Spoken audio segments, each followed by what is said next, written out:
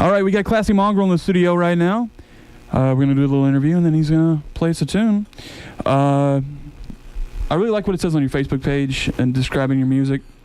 It says you strive for the most unifying cause on earth, to feel like one is driving at night with the top down on a sports car in the 80s. That's a perfect description.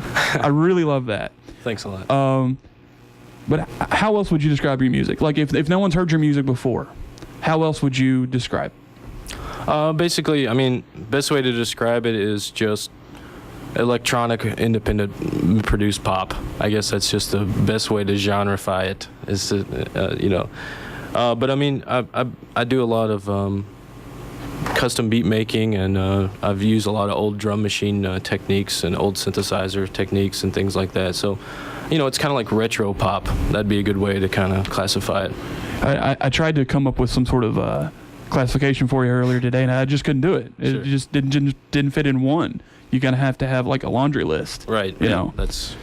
It changes wherever I market the music to. If I'm going to book a show out west, I say chillwave. If I say around here, I'll say indie. Just depends on the viewers and the listeners and things like that.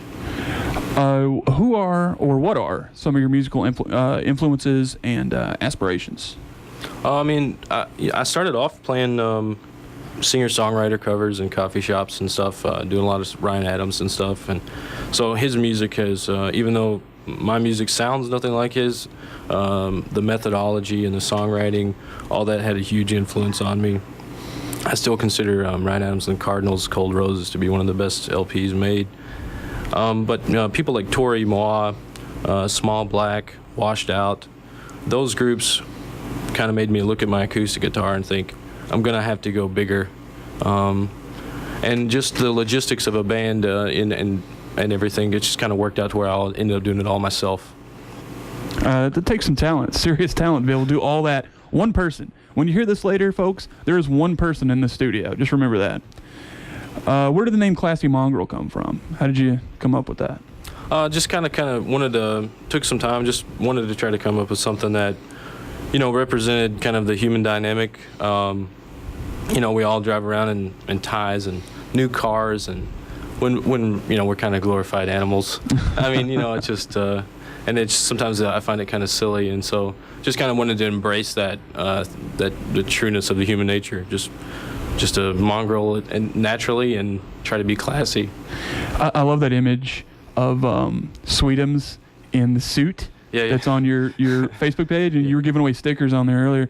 It's if you don't know what Sweetums is, he's the giant like monster full Muppet, and he's wearing this really sleek suit. So I mean, it's a visual representation of Classy Mongrel. It's perfect. You couldn't get any more perfect than that. And all credit for that goes out to Courtney Taylor from Creating Courtney. She did that for me. She's really talented. If anyone needs any graphic work here, she's local out of Owensboro.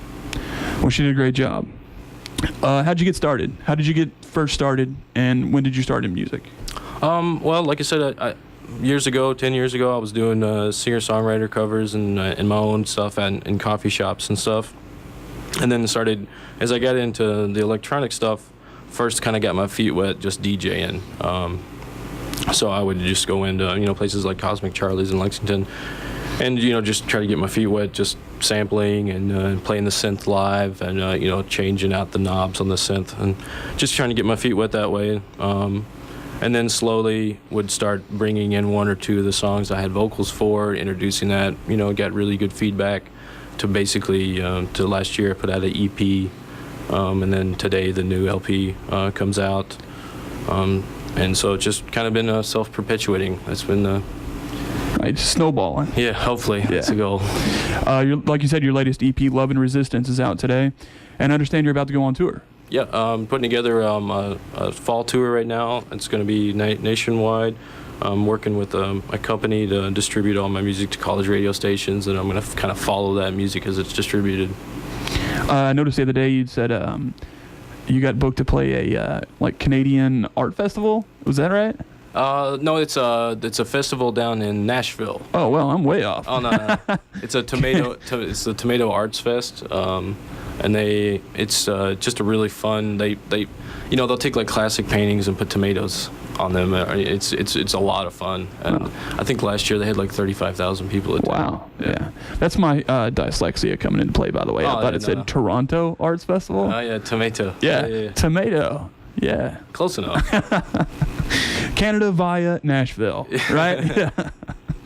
Well, let the listeners know where they can find you on social media. You got a Facebook, Twitter, Instagram, all that good stuff? Yep, all that good stuff. Pretty much, if you put /Classy Mongrel into anything you use, you'll find me. Facebook, all that, Twitter. And if you want to get the LP, you can find it anywhere you buy music or stream music. You'll find it there today. Right on. You ready to play a tune for us? Sounds good. All right, let's get this set up. Let's go.